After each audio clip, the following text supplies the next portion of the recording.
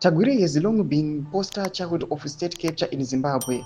He rose to prominence through Secunda Holdings, a company that was awarded multi-billionaire dollar fuel importation deals and command agriculture contracts without public tender. Sana pena mashoko onzipana papangwa inwe Tagwirei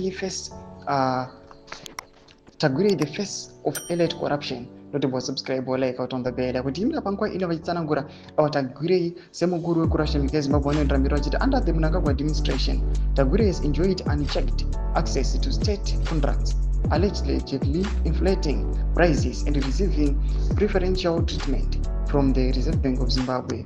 His business empire spans fuel, mining, banking, and agriculture, often linked to controversial asset transfers involving the state.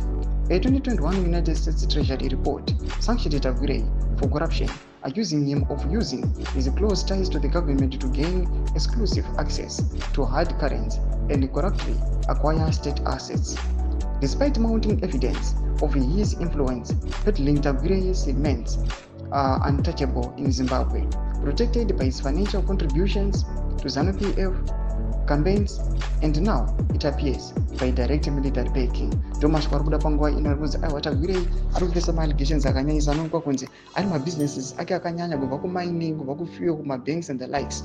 Kuri kuonekwa kunzi akatonzi ndiye the godfather wecorruption munyika just because they operated long back kubva kumayeze kumasure uko vachingooperator vakapedza vasanctioniwa and then now panguva ino pari kuonekwa kunzi after vasanctioniwa nokuda kuinfiltration yavangaita mugovernment nematop officials, panguva ino chiro chirikuchamisa ndechekuti vana Tagwirei right now vakubhekiwa nethe military kwakuonekwa kunzi they are now unstoppable. Kuvastopa panguva ino kuchatinetsei just because mukangoona military yapindira kuvabheka.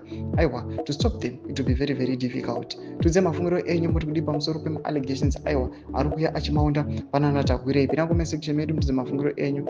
Subscribe or like, turn on the bell icon.